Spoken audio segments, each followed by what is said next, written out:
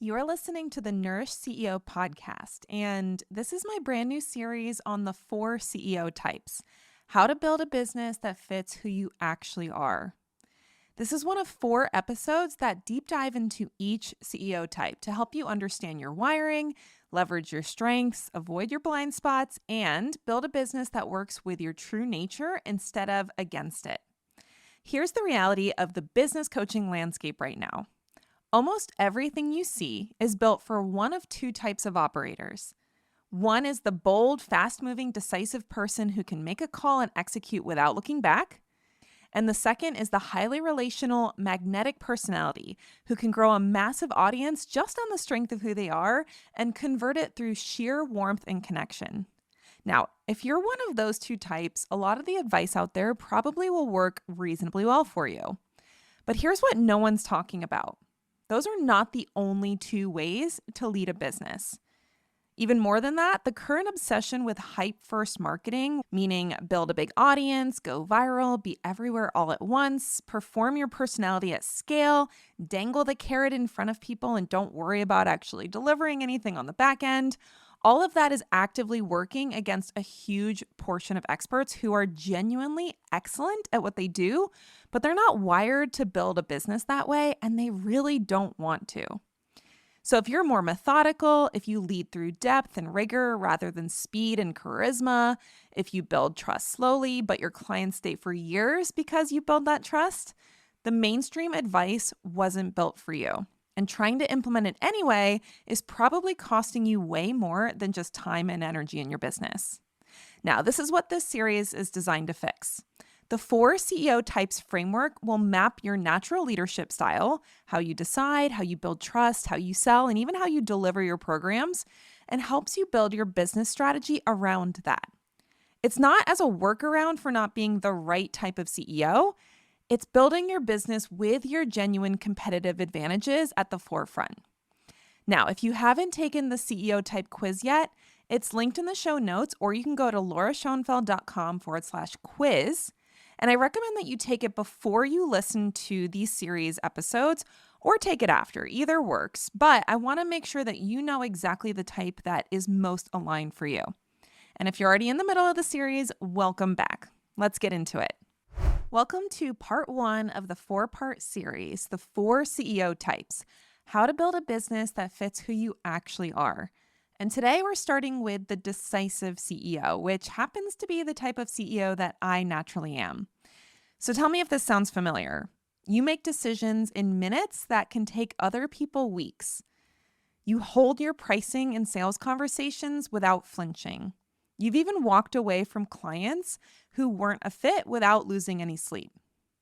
But somewhere along the way, whether it was in your business or even in your childhood, someone probably told you that you are too much. You're too direct, you're too intense, you're too fast, too much.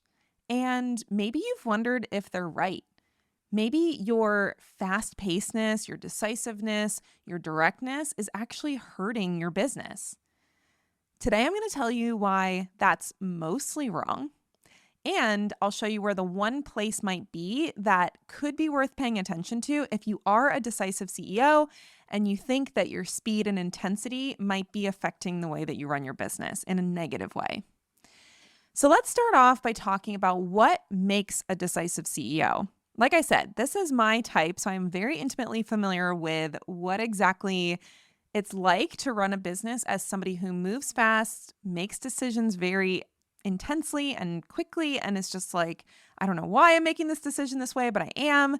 If that's you, then I totally get it. It can feel a little bit reckless sometimes, the way that you approach business, but in reality, it's actually one of your biggest strengths. So when you're a decisive CEO, you're going to have 2 core wiring elements that affect how you show up in your business. You're going to be more task-oriented than people-oriented, and you're going to be more fast-paced versus slow-paced. So let's talk about how that shows up in your business operations. First of all, you make decisions very quickly, which honestly is a huge strength. Making decisions fast and not circling the drain around something for a really long time is actually really, really helpful for running a business, and that comes naturally to you.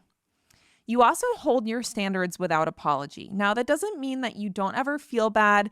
As somebody who is more of a decisive CEO, I definitely have some conditioning in my background to feel guilty when I set standards or set boundaries.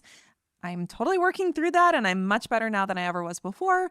But generally, you're the kind of person who thinks boundaries are kind, thinks they're clear, thinks that you're actually doing people a favor by holding those standards. And the only reason you would apologize for it is because society has told you that especially women shouldn't be too bold or decisive about things.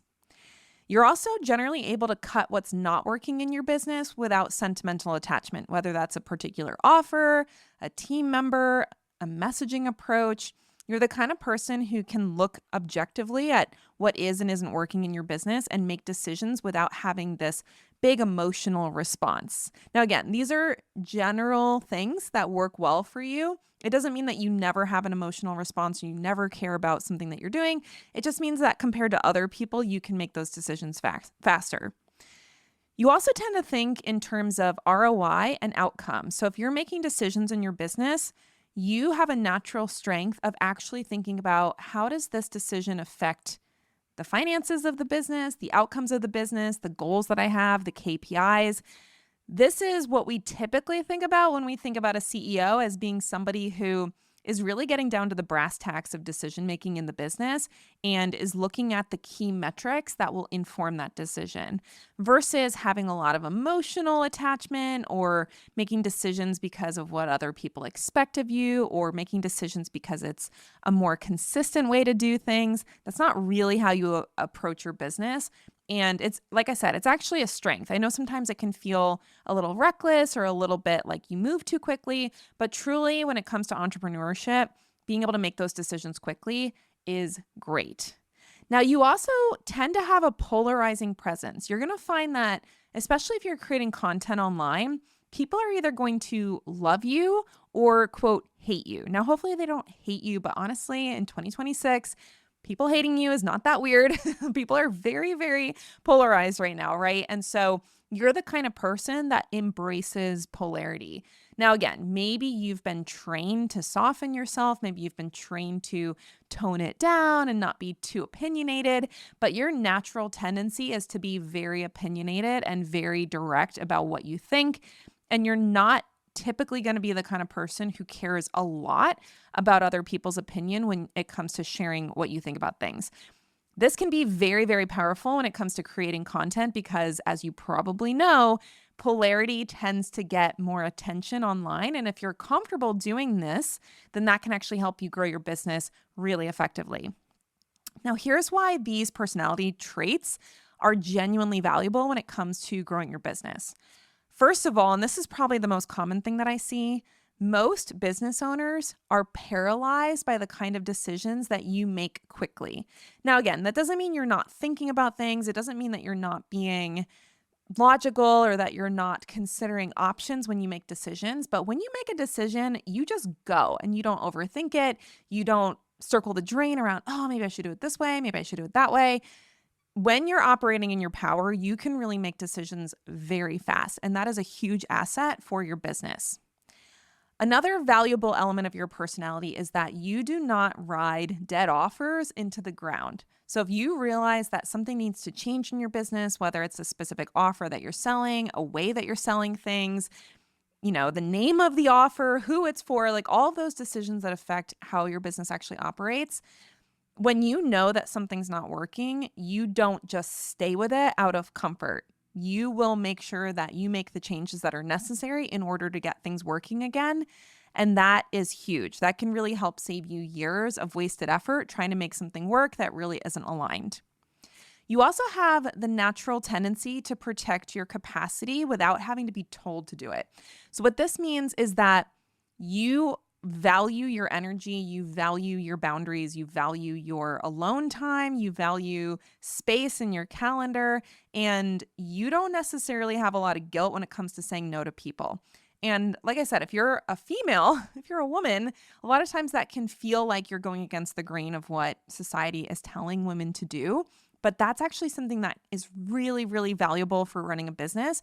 And being able to say no unapologetically is a huge asset that a lot of other people have to work on, which comes naturally to you. Another thing that makes you a great coach, especially, is that clients get results because you hold them accountable and you also inspire them based on your decisiveness. So when you're in the energy of, we're doing this, let's go, let's take action, let's get the result, even just showing up like that inspires your clients to also elevate their commitment and their intensity and to really be like, yes, let's do this. And they feel accountable to you, even if you're not necessarily directly holding them accountable.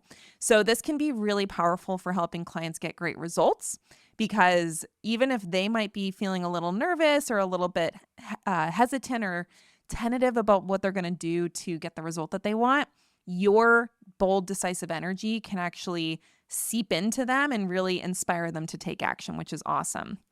Now, I will say, as a decisive CEO, this is something that I have had to really learn to embrace and to not shy away from, because there is a lot of social conditioning for women about what it looks like to be socially acceptable, to make friends, to be liked.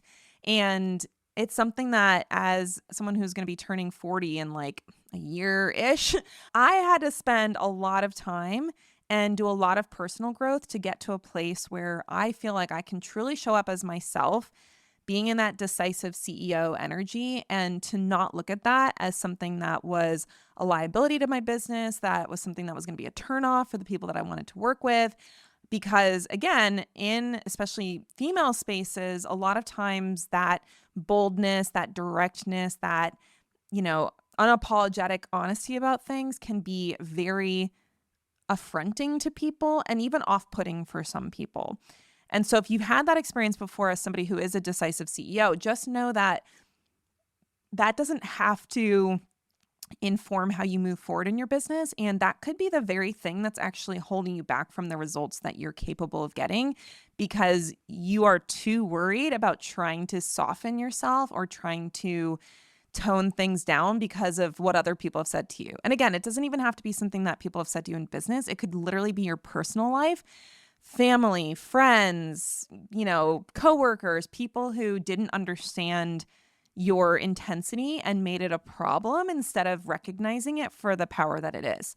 So I wanted to share that with you because, as somebody who deeply understands what it feels like to be rejected for your intensity, please hear me when I say that your intensity is a huge asset for your business. And the more you can lean into that high integrity intensity, so you're not being intense to just be mean or aggressive or rude or harsh. You're being intense because you care, because you see what's possible, because you know what it takes to be successful. And that intensity is what actually makes you so valuable in your business and as an expert. So let's talk about what helps the decisive CEO make money naturally, because when you run a business, whether you like to admit it or not, now if you're a decisive CEO, you probably happily admit that the purpose of your business ultimately is to make money, because otherwise, why wouldn't you just do it for free or run a charity, right? So you run a business because you want to make money. And if you're anything like me, you want to make a lot of money. So let's talk about what helps you make money naturally as a decisive CEO.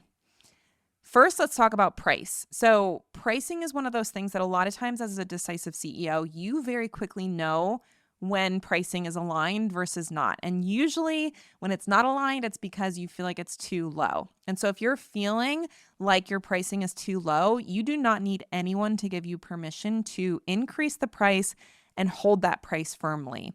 So if you're able to have the energetics around the pricing that you've selected for your offer to say, this is what the value of this is, whether it's a one-on-one service, a coaching program, a course, whatever you're selling, when you feel good about the price, that is actually what helps you make more money as a decisive CEO. And not letting anyone talk you out of it, whether it's a business coach, whether it is a friend, family member, because a lot of times people that don't understand what you're doing or the value you bring to the table, they're not going to understand why you're pricing what you're pricing. Like, I know for me personally, at this point of recording, my hourly rate for consulting is $1,000 per hour. And a lot of people have seen that price and are like, oh my gosh, there's no way I would pay $1,000 for an hour of coaching. And that's totally fine, because the people that I work with look at that price and they're excited to get well more than $1,000 worth of value from having access to my brain, my perspective, my just ability to diagnose problems in their business. And for them, that is one of the best $1,000 that they would ever invest in their business. So when you can talk about your pricing like that, like I just did, where it's like, listen, I know it's not for everyone. I know that not everybody's going to want to spend that money, but for the right people, it's going to change their life. That is the kind of energy that's going to help you make more money. Another thing that's going to help you make more money as a decisive CEO is qualifying hard when it comes to sales. So not just being available to everybody, not just trying to be accessible or trying to be, I'm going to help everyone with everything. That leaks your energy so badly as a decisive CEO. And it really makes you play down to the lowest common denominator of your audience rather than elevating the standard and holding it and being decisive about, this is what I'm here to do, this is who I'm here to work with, and this is what makes me and my services so valuable. So part of that process is actually having qualification standards in your offers, especially if they're getting access to you. So if you're doing any one-on-one or higher touch group programs, hybrid programs, you need to have a space that is boundaried to hold only the people who are actually ready for your intensity and actually want your intensity and are going to benefit from your intensity. So make sure that is part of your sales process, unless you're just doing courses, which again, you can still qualify with your messaging. But if you're doing something where anyone gets any of your energy, access to you, time with you, just being in your space, you need to make sure that you have very clear qualification standards so that you are protecting your container. Now, another piece of that is setting boundaries that protect your capacity. A lot of times this looks like being really strict about your calendar, being really strict about who you do and don't work with, being strict about how many spaces you have for certain types of clients, like if you do a one-on-one session or service for people, not just letting anybody book on any time of your calendar and just being like, I don't really like working at this time, but I'm going to do it anyway because people want me to. No, you need to be very, very clear about what boundaries in your business protect your energy and your capacity as the CEO, because honestly, your energy is something that people are paying for. You being at your best from a capacity perspective is actually what makes your service so valuable. And by protecting it, you're actually doing your paid clients a service by making sure that they're getting the best of you, and being really, really clear about what you are available for and what you're not available for is going to help you do that. Another thing that's going to help you make more money is pivoting quickly when something isn't working. Like I said, you're the kind of person who can move fast, make decisions quickly, kill an offer that's dead, like whatever it is, you're relatively unsentimental about doing things. And the faster you can recognize when something's not working, and it doesn't mean that you're in the experimental phase or that you're testing something and you're not sure yet. I really mean when you have that inner knowing that this isn't working and I need to change something, trusting yourself and making the pivot quickly is actually the best way for you to make great money as a decisive CEO. Another thing that is going to make you lots of money, especially in the online space, is creating clarity in your messaging that cuts through the noise in your market. So being very bold about your opinions, again, not just to like have rage bait or to just be like, I'm just going to say this to stir the pot. Now, obviously, it's going to stir the pot if you take a bold opinion. That's just the way anything is online these days. So, it's not about chasing polarity. It's about being comfortable with your natural polarity and really being willing to take a stand and be clear about what you think about things and not be afraid to say your opinion, because the more firm you are in your beliefs and your opinions and your leadership, the more you're going to attract the right people to your business, and naturally, the more money you're going to make. Another thing that's very important as a decisive CEO is firing clients who aren't a fit. Now, that doesn't mean you have to be mean to them or rude or like kick them out and keep their money. Like, you can do this in a very high integrity way. But if you're working with a client who is really struggling to follow what you're recommending, is super emotional, and you're like, I don't know how to support this person, or just as like not meeting you at the level of intensity and energy that you operate in for whatever reason. And this isn't a judgment call. It's just literally sometimes people are not a good fit for it. Being willing to say, hey, I don't think this is working. Let me give you your money back, or let's, say, call it good. If you are done with the program, whatever it is, you should not be working with people who drain you or make you resent your business. Okay. So that is very important because I've been there before where I was over accommodating, I was people pleasing, and I was trying to work with anyone who would pay me. And I've had clients before who were very emotionally demanding, and when I say emotionally demanding, listen, I cry all the time. I am somebody who is very comfortable with emotions, but when somebody expects you to fix their emotions and they're not taking responsibility for their own emotions, that is a huge red flag, right? And you're probably, as I'm saying this to you, you're like, yeah, I can think of somebody I've worked with that created that experience for me. That is going to drain you faster than almost anything else in your business. So if you are in a coaching or client relationship where they are expecting you to do the work for them, whether that's emotionally or actually physically in the business, unless if you're doing a done for you service, that's a little bit of a different story. But if you're asking them to do work as part of the program and they're not doing it and they're blaming you, or they're, unloading all this emotional drama on you about why things don't work for them or why they can't do it, you are so much better off literally refunding them and releasing them than trying to keep helping them, because that is a huge energetic suck for a decisive CEO. Now, I will say that people who are like you and I, who are very decisive, who are, just tell me what to do and I'm going to do it. They want that objective feedback. They want that directness. Like, I have literally had people tell me, I hired you because I knew you would tell me like it is, and you're not going to just like lie to me to make me feel good. And so people will hire you because they trust that you will tell them the truth.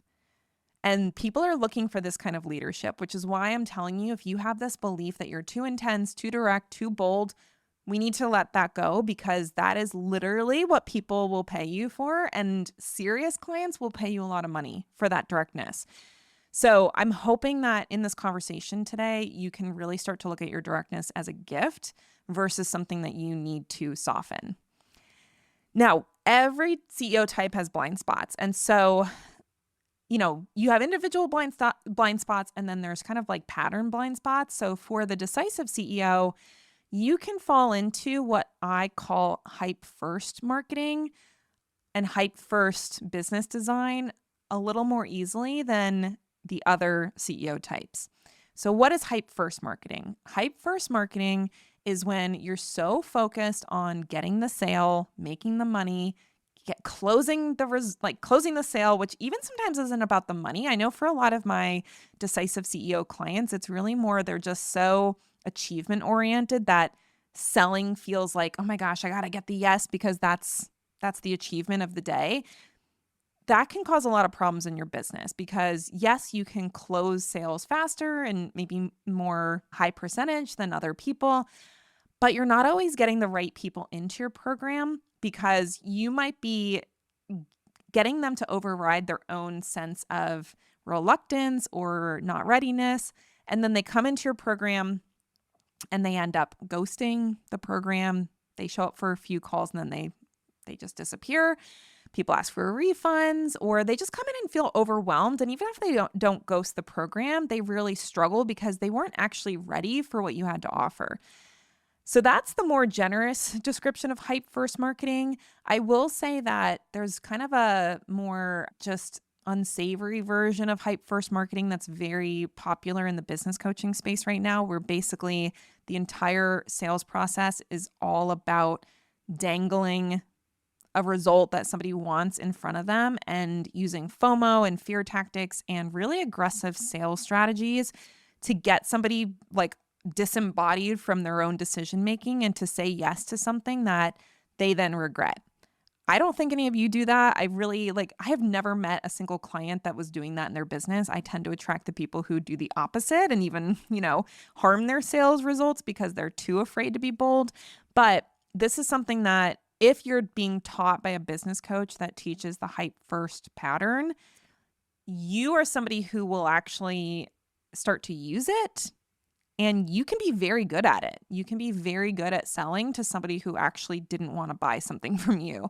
So we have to be really, really careful that we don't use our speed and decisiveness and aggression and desire to achieve things as something that overrides our potential clients' decision-making capacity, because that'll get the sale, but it'll bring a client in who wasn't ready to work with you, and then creates that problem that I said before, where you're working with someone who's overwhelmed, emotional, regretting the investment, and then actually draining your energy. And especially if you're someone who cares about people, which I know I am, you don't want somebody to be regretting that they joined your program, right? Like other business coaches might be like, I don't care, I got their money.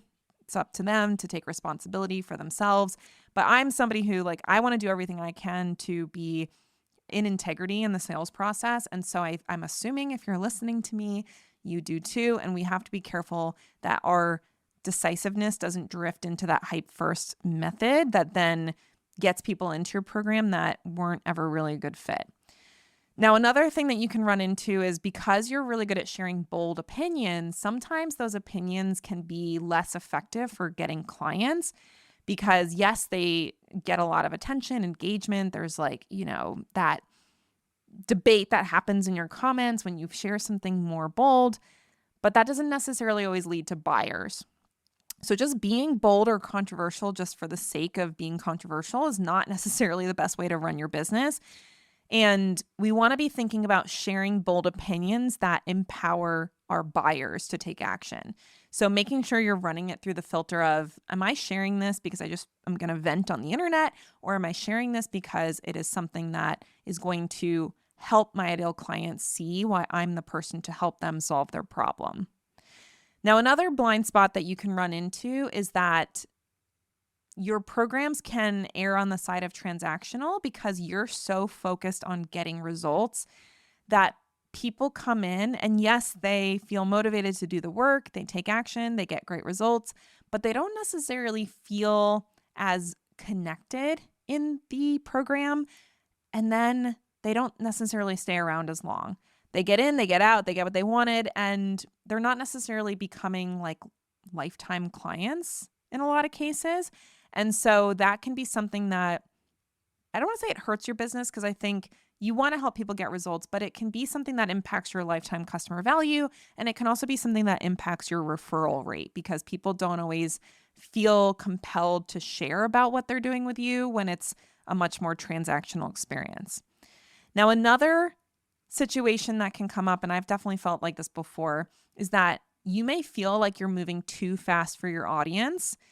And that actually can cause the issue where people aren't buying because they're not keeping up with you. And so that can feel really frustrating. You start to feel like people aren't getting what you're putting out, and you keep trying to over explain things or try a different angle.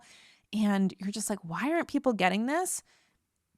And that can be because you're just moving too fast and not really slowing down to consider the headspace that your ideal client is in.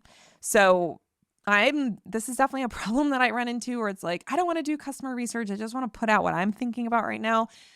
And sometimes you can go a little too fast and not take the time to actually get to know your ideal client. And that can actually lead to a slowdown in sales.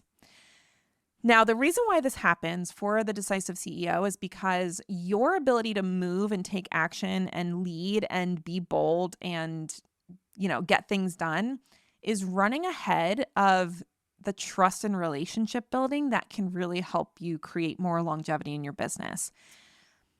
That doesn't mean that you have to be best friends with everyone or have a parasocial relationship with your audience. It just means that you need to be thinking about how do you create an experience for your entire audience that helps them come with you instead of just assuming that they're on the same speed as you are, because they're probably not unless they're all decisive like you. And in reality, as there's 4 different types, you're not going to have 100% people coming with you that are just like, just tell me what to do and I'm going to do it, right? Like there are a lot of people who need that relational trust building experience to be able to say yes to your offer. And I want you to make as much money as possible, right? Like I want you to be able to really support the entirety of your audience, not just one type of person. And so we really need to be looking at how can you increase the connection and relationship with the people in your audience who actually really are more people oriented than task oriented and need to have that relational experience as part of the sales process. What happens if you're missing that is that you're asking people to make decisions to work with you or to spend money with you before they actually trust you or before they have created trust within themselves to be able to get the results that you're going to help them get. So if you move too fast for the people that need a little bit more of that slowdown and that nurturing and that relationship building, either you're leaving money on the table because they won't buy from you, or they come in and they're just overwhelmed and not ready.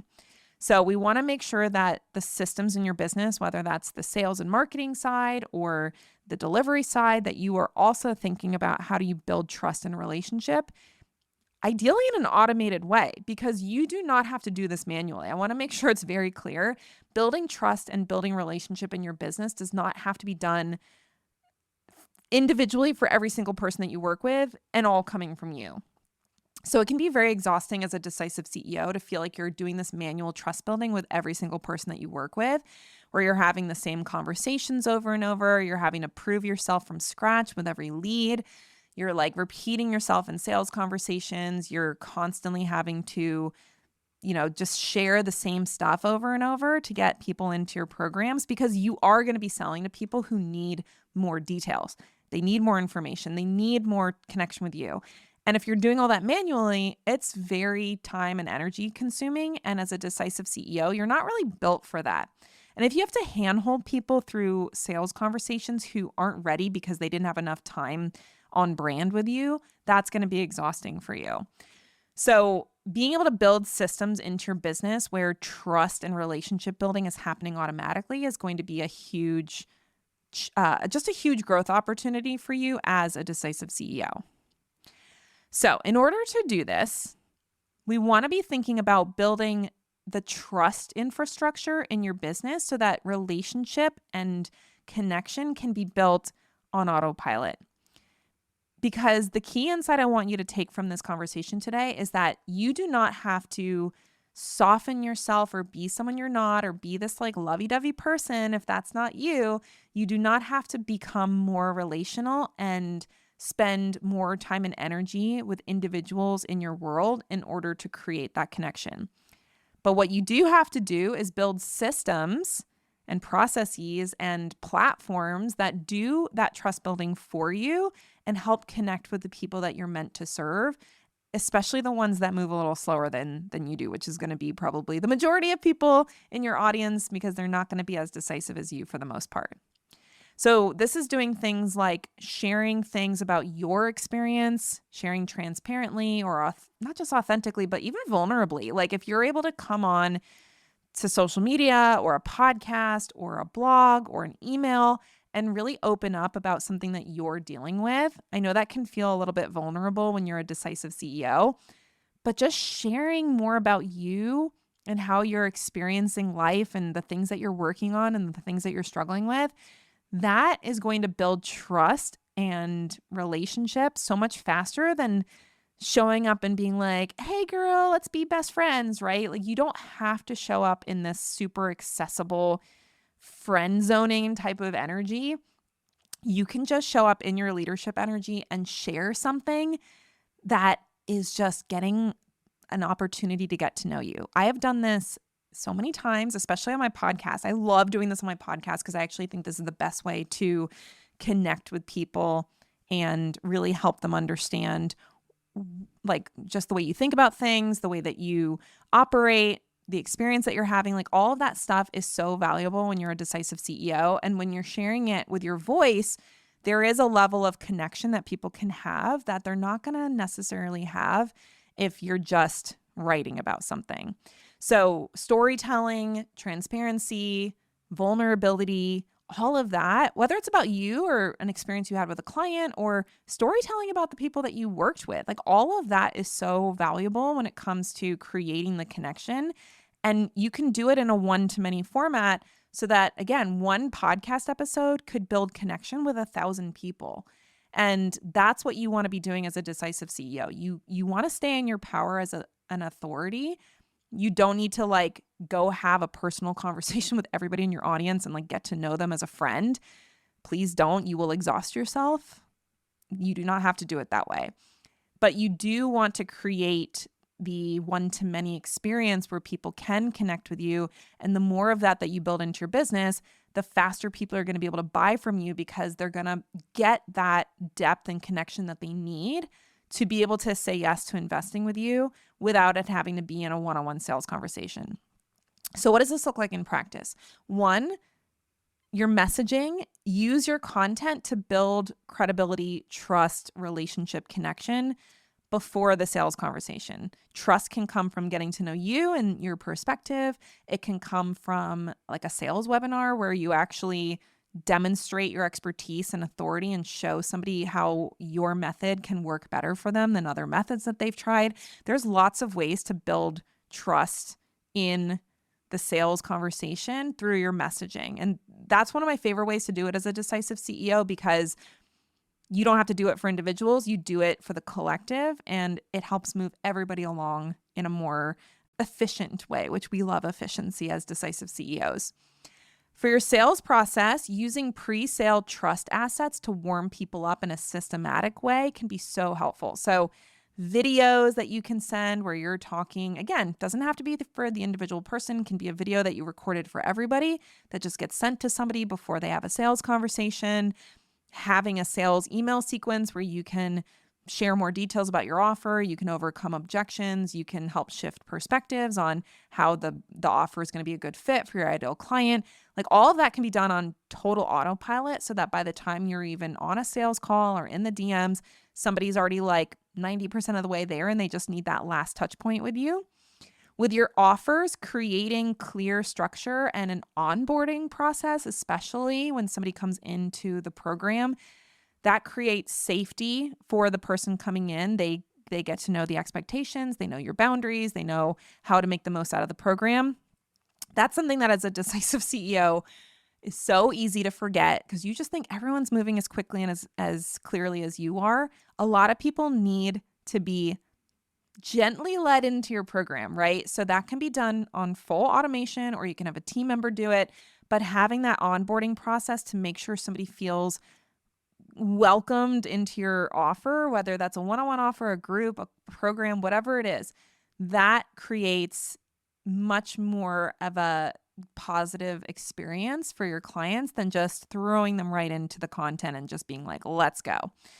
And then finally, with your boundaries and the way that you set up your calendar and the way that you set up your time, you just want to make sure that you're clearly explaining expectations, whether that's with clients, team members, even family. Like if you need some time to work on something and you need your husband to watch the kids, like just expressing that and telling people what you need so that your directness feels like clarity and not annoyance or pressure or, rudeness, because it doesn't have to be like that. That doesn't mean that everyone's always going to receive it that way. But if you are looking at, hey, my boundaries and expressing my boundaries clearly is actually a way for me to be kind to people, that means that you can protect your calendar, you can protect your energy, you can say no to the things that are a no, say yes to the things that are a yes. And you don't have to be like playing this game where you feel bad about setting your boundaries, but then you're not clear about something and then that leads to resentment and then everybody's unhappy. So this allows you to get sales much faster. You can have a 20-minute sales call instead of an hour-long sales call. You can skip sales calls altogether. You have people that buy, that come in ready to do the work and they feel prepared to do the work. They don't just feel thrown into the deep end. You start to build this reputation of being trustworthy, relatable, but not relatable in like a, hey girl, bestie way, but relatable as a person that is leading people from a place of connection and not just, do what I say and don't ask questions, right? So you actually build a much stronger reputation when people trust you as a human, not just as a leader. And so, again, sales happen faster. People are willing to pay you more. You're able to protect your energy better, which means you're able to deliver a better service to your clients, and your clients have a better experience because things are clear for them and they don't feel surprised by anything. And they are able to actually use what you are offering in a really effective way. So, for the Decisive CEO, here's your game plan. First, in the offers you're creating, design your offer for the experience and not just the results.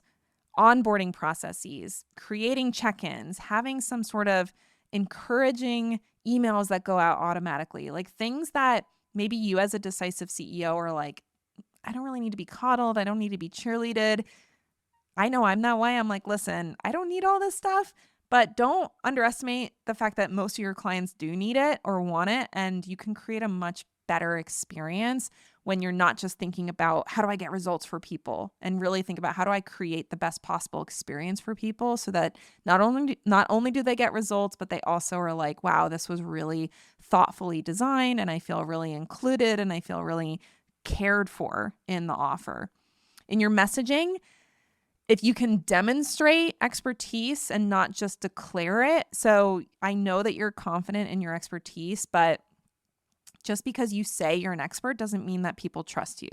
And so if you can share more about how you think about things, why you've made the decisions that you've made, how you came to that conclusion, if you went through your own personal aha moment, all of that can help build trust rather than just saying, well, this is the way it is and just listen to me because I'm an expert, right? So just really building in like the peek behind the curtain and showing people, here's how I came to this conclusion, not just sharing the conclusion. In your sales process, ideally you want to build in automations and sequences and systems that help build buyer trust before you get into the sales conversation. So rather than thinking the sales conversation has to do all the weight of the trust building, having things in your business that can build that trust and help them understand why you do what you do and how you do what you do before they actually get into the sales conversation. In your schedule, you want to protect your energy like it's a business asset, because it is. I mentioned this before, but the way that you show up and how energized you are in your business will directly impact how much money you make. And so you need to protect your energy in whatever way that's necessary. I know for me personally, it means minimizing my work schedule, not taking on too many clients, not packing my schedule full and not having breaks, making sure I have space for meals and downtime, making sure I'm going to bed at a reasonable hour, not reading the news or getting all riled up about stuff that's going on in the world, going to the gym, doing things that are like directly improving my energy. That is something that I look at as this is a business investment. This is not just like me wanting to take care of myself. Not that there's anything wrong with that, but I know when you're a decisive CEO like me, you want to know what the ROI on stuff is. So if you're like, well, I could work instead of going to the gym, you have to think about, is your energy best served by working nonstop? Probably not, right? So protecting your energy like it's a business asset.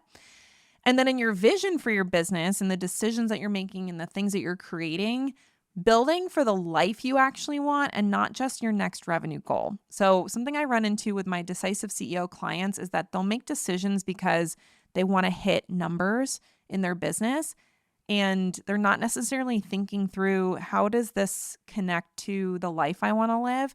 And they'll end up kind of like steamrolling their personal needs to reach the financial goal. And a lot of times they'll hit it or they'll be on their way to hitting it, but then the wheels fall off in their life out of business, right? So if you're a mom, it's, I don't have the time I want to spend with my kids, or I don't have the energy when I'm going to spend time with my kids. If you want to take care of yourself physically, it's like, now my health is sacrificed for this revenue goal. So just make sure that when you're making decisions, you are thinking about your actual personal needs as well as the business needs and the financial goals, and not just like ignoring what's actually best for you in the pursuit of hitting a big outcome.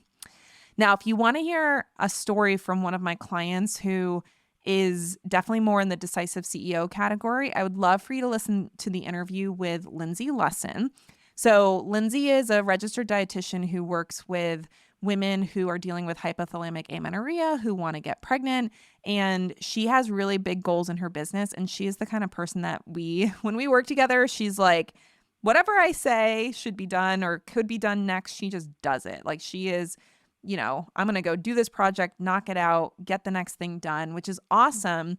And sometimes it means that she is moving a little too fast for her audience, or she doesn't necessarily think about the client or the customer experience in the sales process. So she ends up getting sucked into it. And then that means she's putting all this energy into making the sale when she really just wants things to be systematized. And so when we work together, we really focused on building these systems that let her stay in her power as a decisive CEO and not getting so wrapped up in the sales process, but also helped lead her clients through a process that built trust, helped them understand what they were paying for, and allowed them to buy her high ticket group program without even having a sales call, which as a mom of 3 who doesn't want to be working all the time, that was a huge win for her to be able to have that system in her business. So go check out that interview. I'll link to it in the show notes. It's also on the Decisive CEO landing page with all the results. And I would just love for you to listen to Lindsay's story to get an idea of how these systems can impact the way that you sell and the way that you grow your business without it requiring you to just give all your energy and time to doing it. Okay, so that is my Decisive CEO overview. As a reminder, your decisiveness and your directness is an asset, not a liability.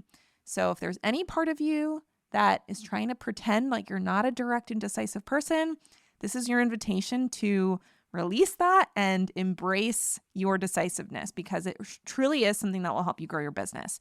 The work you probably need to do, other than healing your, beliefs about yourself and making sure that you're not shrinking or accommodating because of what people have said to you, the real work to work on your business is building the infrastructure that creates that trust and connection so that your leadership lands in a way that allows people to come into your world at a pace that's good for them, so they do not run away because they're intimidated, and they don't come in and then regret it later because they rushed, right? So you're able to build these systems that meet people where they're at without it being you slowing down personally or you having to handhold people through the sales process.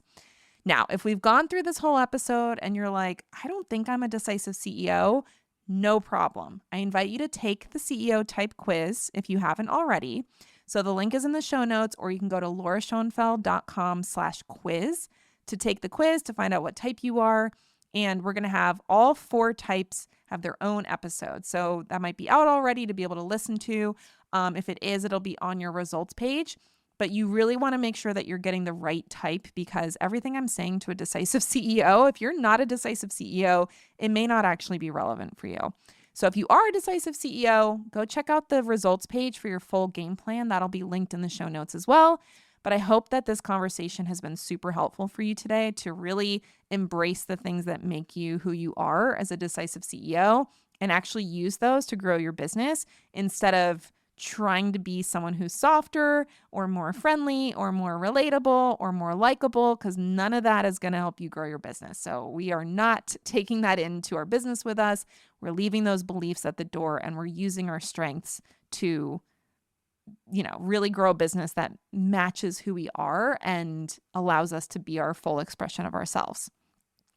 So I hope that this was inspiring to you and validating if you are a decisive CEO.